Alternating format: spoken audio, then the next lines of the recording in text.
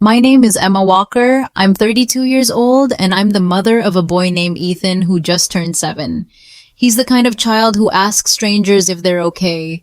He gets nervous when it rains too hard. He still sleeps with his baby blanket, and he believes every word I say, especially when I promise him things will be okay. That's why I worked so hard on his birthday. I wanted to give him just one perfect day. I baked his favorite cake. Green fondant, little sugar blocks, Minecraft style. I stayed up all night because I couldn't afford store-bought, but I could afford love. And I thought that would be enough. But when my sister showed up, when she opened her box and smiled, I didn't know the laughter would hurt more than anything I've ever heard. Have you ever watched someone humiliate your child and call it a joke? Have you ever had to stay calm while you're heartbroken too? If you've ever felt powerless, just know you're not the only one. If this story reminds you of something, feel free to share it, even a few words. We're listening. That morning, Ethan woke up before me. Still in his pajamas, he tiptoed into the kitchen. "Is it today?" he asked, eyes wide, voice soft. I nodded. He smiled and whispered, "Best day ever." We packed up the car together. Cake balloons, paper plates with little pixel swords. He asked if his friends would like the decorations. I told him they would love them because he made the choices himself. When we arrived at the community hall, Ethan ran in first. He wanted to check if the cake survived the drive. It had. A little tilted, but still standing, he beamed. "It's perfect," he said. Then she walked in. My sister Vanessa, late of course, sunglasses on, indoors, holding a fancy white box, the kind from those upscale bakeries with gold stickers and zero warmth. She didn't say hello. She just placed the box on the table and smiled. "I brought a real cake," she said. Ethan looked at her confused, then at me. He thought, she brought a gift. Have you ever seen a child shrink just a little before anything even happened? If you're still here, thank you. There's more I need to tell you. Vanessa didn't stop at just placing the box down. She looked around the room like she owned it. Then loud enough for everyone to hear, she said, "I didn't want Ethan to eat that sad thing you made." I froze. My hands were still taping up the happy birthday banner. Ethan blinked. He didn't understand yet, but the sting hit me fast. Mom Carol giggled behind her plastic cup of wine. "She's always been the creative one," she said, tilting her glass toward Vanessa, then added, "Yours looks homemade. Bless your heart, Dad." Richard just smirked and nodded. No one said anything kind. No one told her to stop. And Ethan, he just kept staring at the two cakes, mine crooked and colorful, hers spotless and cold. He didn't know what to do, so he smiled, just a little, because he thought this was still part of the fun. Have you ever watched adults insult you through your child? It's a quiet kind of cruelty, but it cuts deeper than most. If any part of this sounds familiar, you're not imagining it. You're just remembering what hurt. Ethan stood between the two cakes, mine leaning slightly to the left, pixel shapes uneven but bright, hers perfect edges, blue frosting, tall candles. He glanced at me, then at Vanessa. She bent down, smiling wide. "Come on, birthday boy, try this one. I got it just for you." He nodded. He wanted to be polite. He thought maybe she really meant it. Vanessa sliced the cake with a silver knife, handed him the first piece, blue frosting dripping from the edge. He held it like it was something sacred.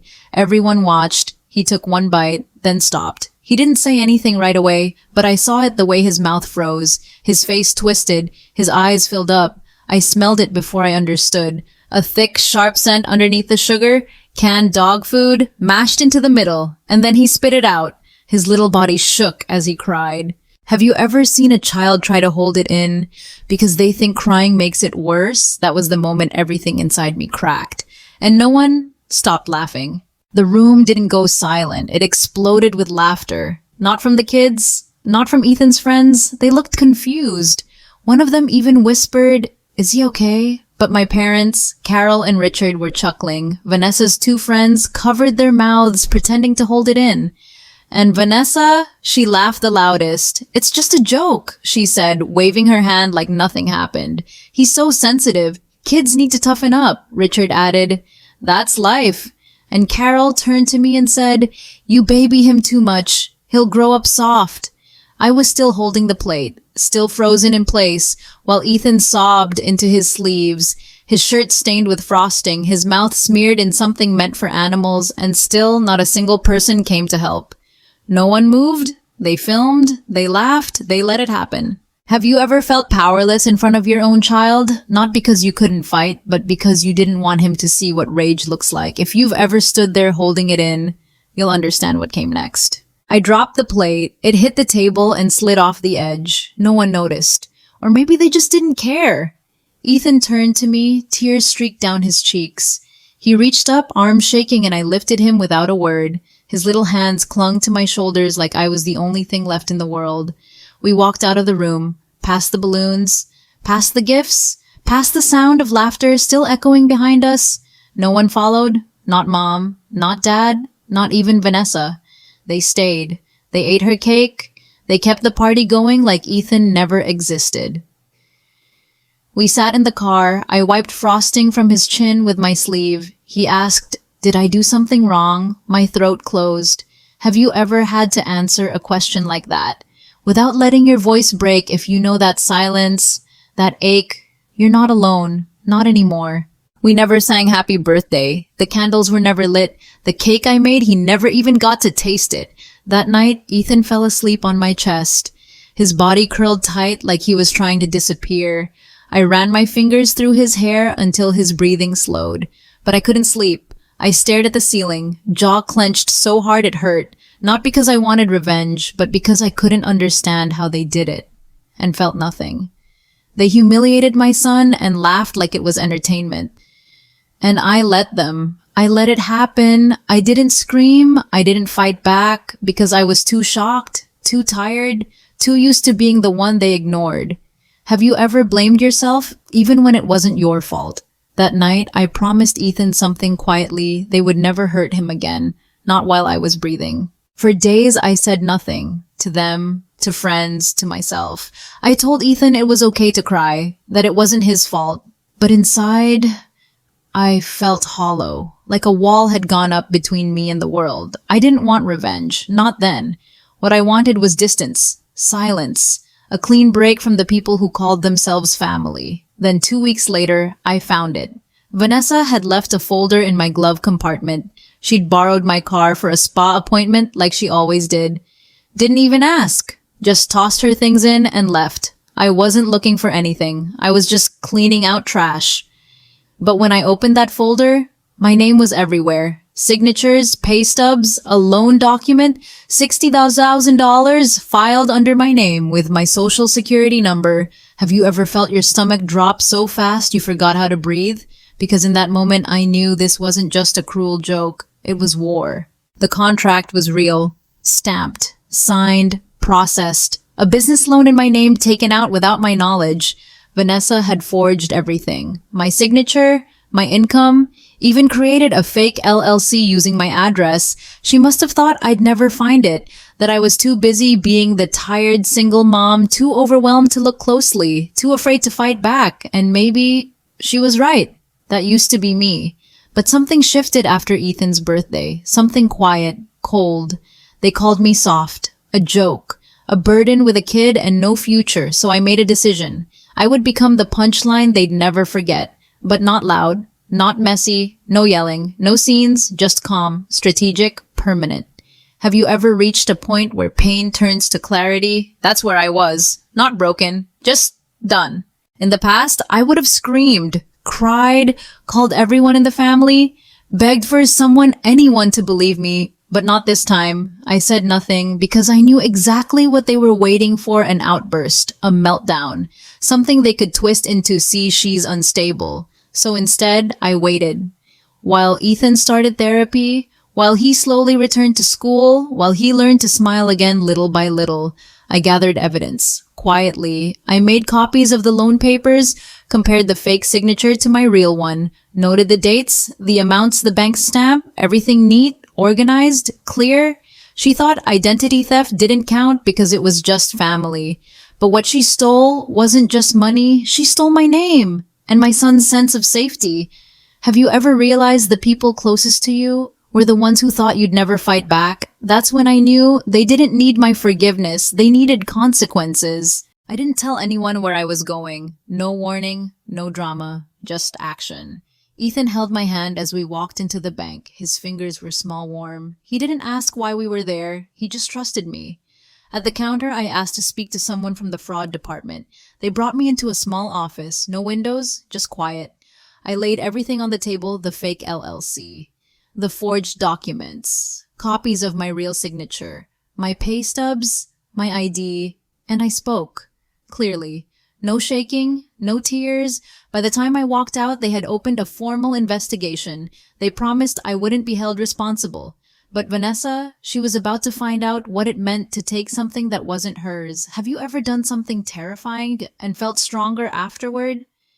That moment wasn't revenge. It was recovery. And it was just the beginning. The bank moved fast. They froze the account tied to the fake business, said they'd contact me with updates. But I didn't stop there, because it wasn't just about clearing my name anymore. It was about what she did to my son, and the way they all laughed. Protection wasn't enough. I needed truth, and I needed it to land where it would hurt. So I started making calls, quiet ones, to people Vanessa forgot I still knew.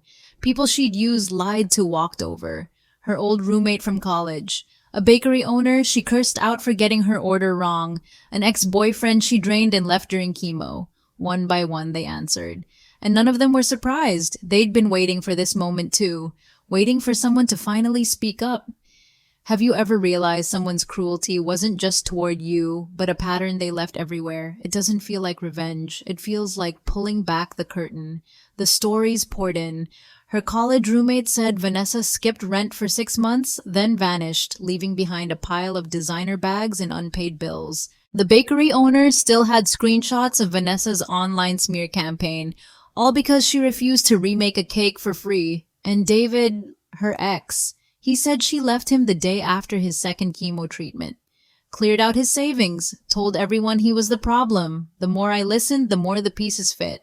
Her lies weren't random. They were routine. She built her image the same way she built that cake for Ethan beautiful on the outside, rotten underneath. But now I had names, details, proof, and the perfect opportunity was coming. Her fiancé, Jonathan Whitmore, was planning an engagement brunch. His family wealthy, traditional, the kind who value legacy more than love. Have you ever watched a liar walk toward their perfect life? Knowing it's about to fall apart, I didn't smile. I just kept listening and waited. Vanessa had been planning that brunch for months. The invitations were gold embossed. The menu was custom printed. She even booked a string quartet. It was all about impressing Jonathan's family. Old money, old values. The kind of people who believed in background checks and bloodlines. She'd created a version of herself just for them. Polished. Professional, a successful consultant with deep family roots and a spotless name. But she didn't know I had already met them. A week earlier at a charity auction, I introduced myself, smiled, shook hands, told them I was Vanessa's sister, that I couldn't wait to welcome them to the family. They nodded politely, had no idea what was coming. Have you ever had to play quiet, just long enough to be heard at the right moment? That's what I was doing, not hiding, just watching and waiting for the brunch. 2 days before the brunch, I sent Vanessa a gift. No note, no sender, just a small white box tied with silver ribbon. Elegant, quiet, undeniably deliberate. Inside was a single photo, a still frame from Ethan's birthday. He's crying frosting smeared on his chin, eyes wide with shame. Vanessa's in the background, laughing, fork in hand, dog food cake mid-bite. That's all. No message, no explanation, because she would know. She called me 4 times in 1 hour, left voicemails, each more frantic than the last. You're sick. How dare you ruin my life?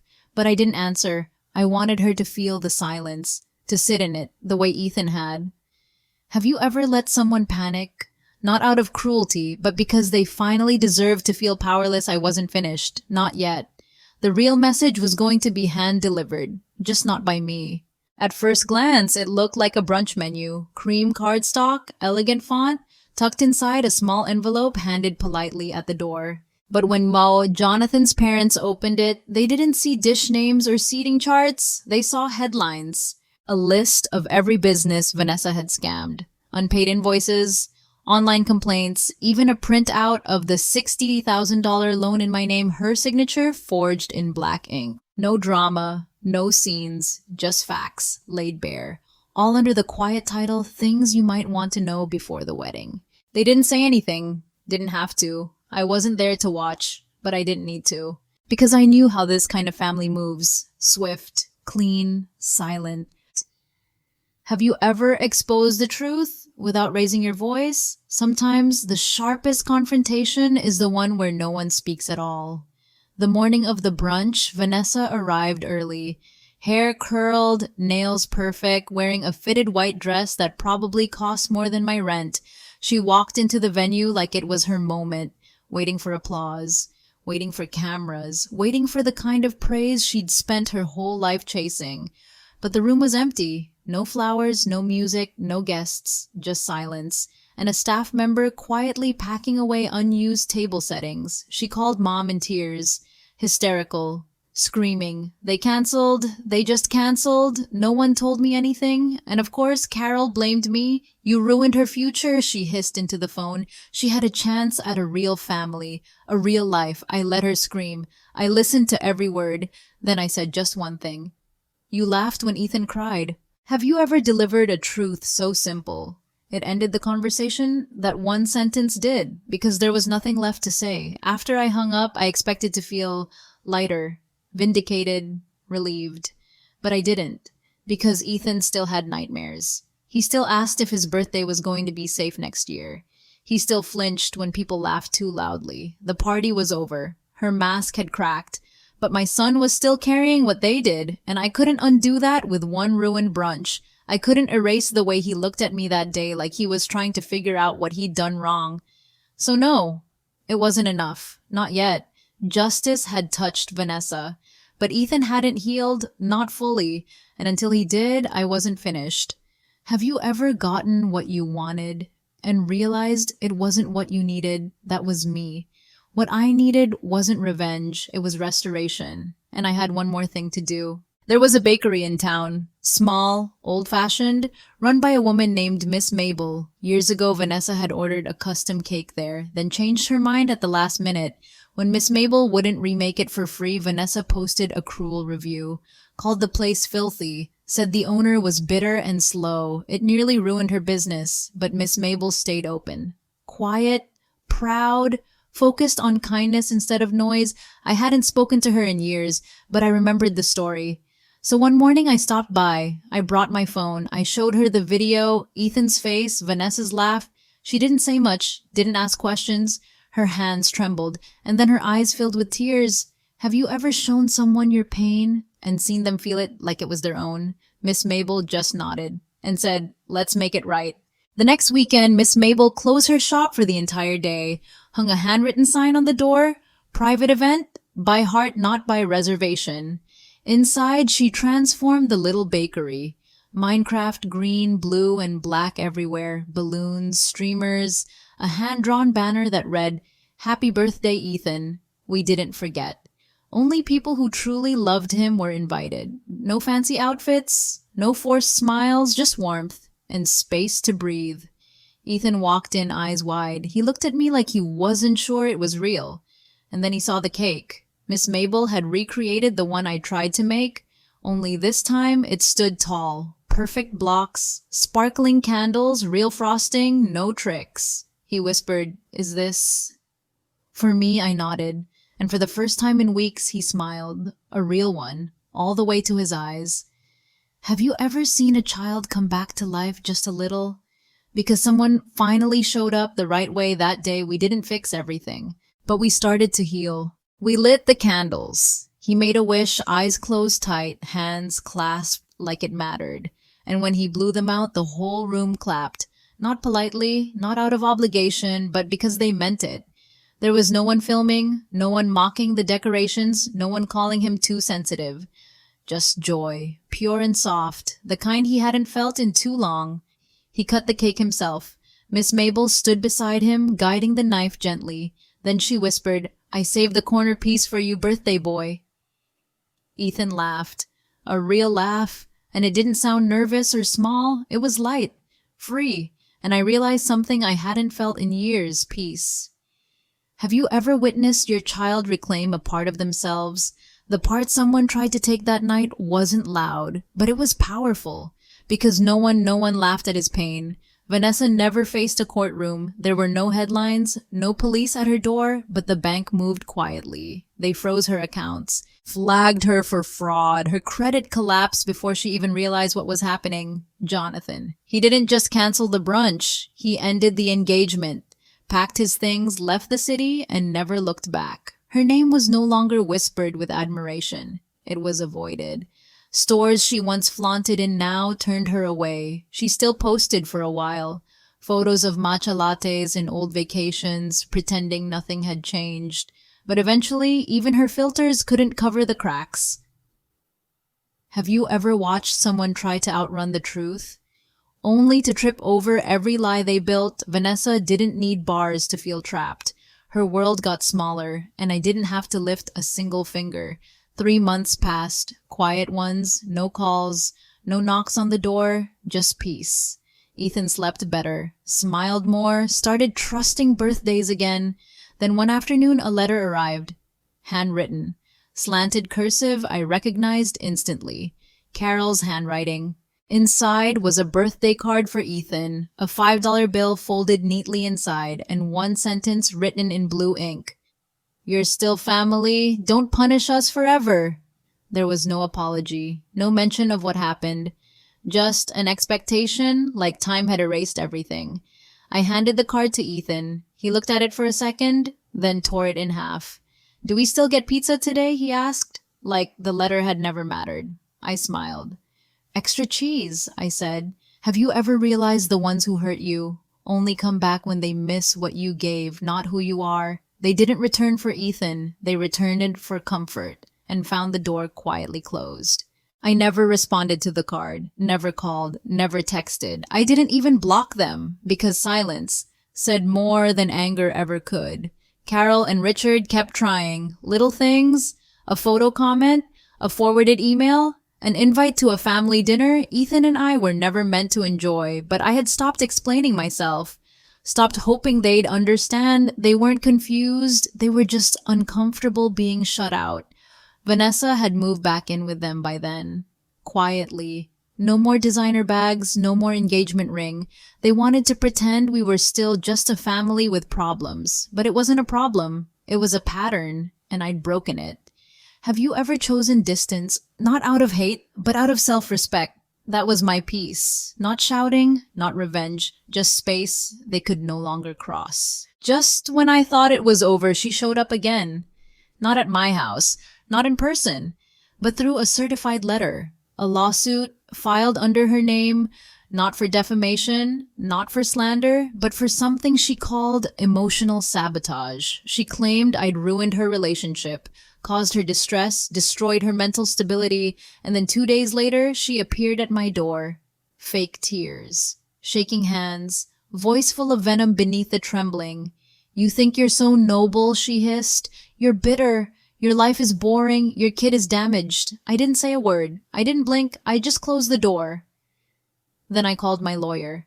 Have you ever been attacked by someone who destroyed everything and still thought they were the victim? That was Vanessa. Still reaching for power, still thinking I had any left to give. My lawyer reviewed the complaint, said it was laughable, no legal ground, just noise, a last desperate reach for control, but I wasn't interested in defense. Not anymore. So I gathered everything. The bank statements, the forged loan documents, the LLC she created in my name, and I filed a formal complaint with the state fraud office, this time not just to protect myself, but to hold her accountable.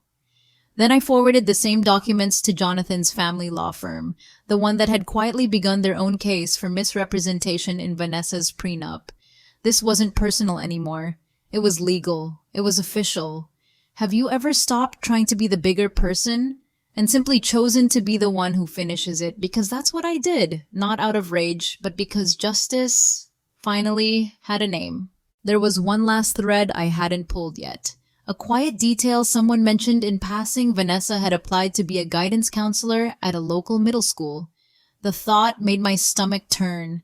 The same woman who mocked a crying child now wanted to guide other people's children. No, I didn't send a video, just the audio. A short clip from Ethan's birthday, Vanessa's voice clear as glass. Oh, come on, it's just a joke. He'll get over it. And in the background, Carol's voice, sharp and giddy. Film it. This is gold. And laughter. So much laughter. I attached no message, no context, didn't need to. The school board rescinded her interview the next day, quietly, completely. Have you ever stopped something awful before it could hurt someone else? That moment wasn't just for Ethan, it was for every kid who might have had to sit across from her and wonder if they were the joke too. A week later, she found out. Not just about the school, but everything. The bank, the fraud complaint, the law firm, the door that quietly shut in her face. So she did what she always did. She made a scene. Vanessa showed up outside my office building, screaming, hair, wild eyes, full of fire, pacing the sidewalk like a storm, shouting my name, accusing me of ruining her life, demanding someone come out and face her. But I didn't move, didn't speak, didn't even go to the window. Security arrived within minutes, and that's when a fate played its final card. The man who escorted her off the property, Miss Mabel's nephew. He didn't touch her, didn't yell. He simply looked at her and said, "You mess with someone's child. Don't be surprised when the whole town shuts its door. Have you ever seen Karma walk on 2 feet?"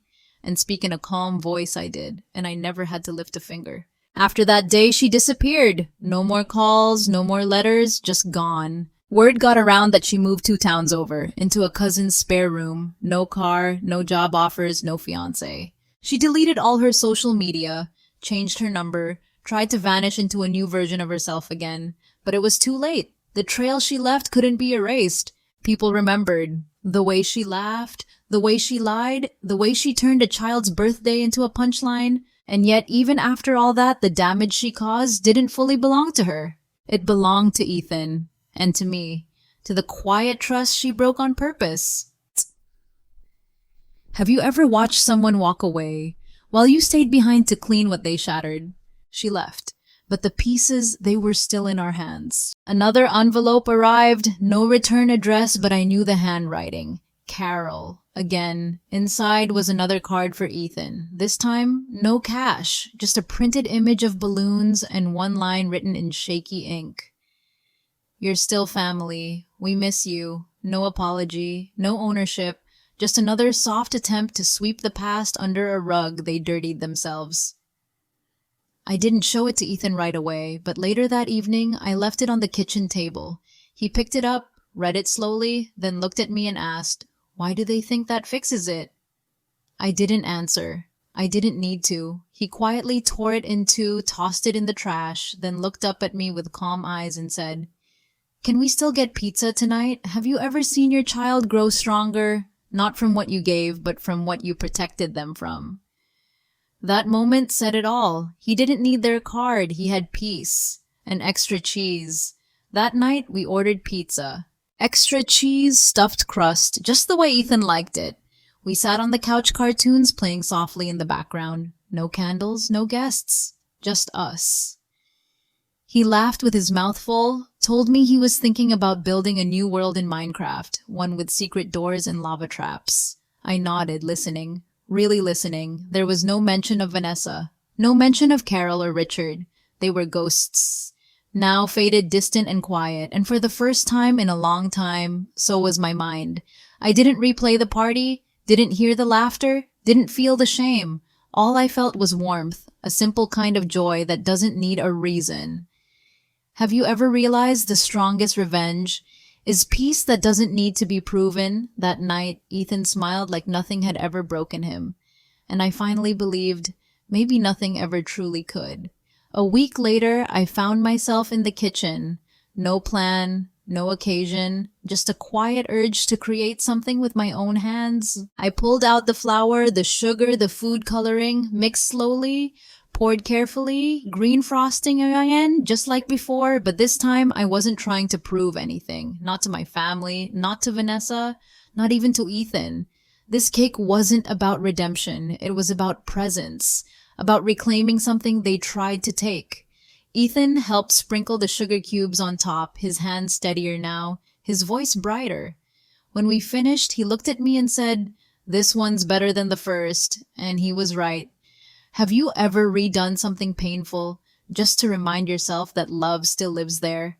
That was our cake. No cameras, no audience, just frosting, healing, and quiet joy. We didn't post a photo of the cake, didn't send it to anyone, didn't tell the world we were okay now, because healing doesn't always come with confetti. Sometimes it's just a kitchen light at 8 p.m., a child licking frosting off the spoon, a mother smiling at the mess instead of cleaning it right away. Ethan asked if we could save a slice for Miss Mabel. Of course we could. He packed it himself, wrapped it neatly in foil, added a sticky note. "Thank you for the real cake." We walked it over that evening. No ceremony, no big words. She opened the door, saw the slice, and just pulled us both into a hug. Have you ever shared something small and felt it land like a gift much bigger than it looked? That was the moment I realized our story wasn't about destruction. It was about what we rebuilt, quietly, together.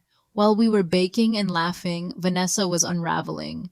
The fraud office opened a formal case.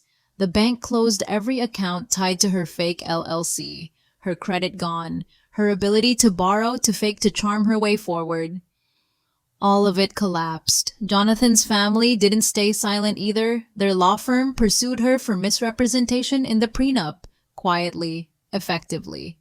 And without any warning, she tried to file a counterclaim, but every paper she submitted only made her look worse. Her lies were all connected now, and each one dragged the next down with it. She didn't go to jail, but she couldn't get work, couldn't get approval, couldn't get trust. Have you ever watched someone lose everything? Not because you chased them, but because truth finally caught up. Vanessa didn't fall from grace.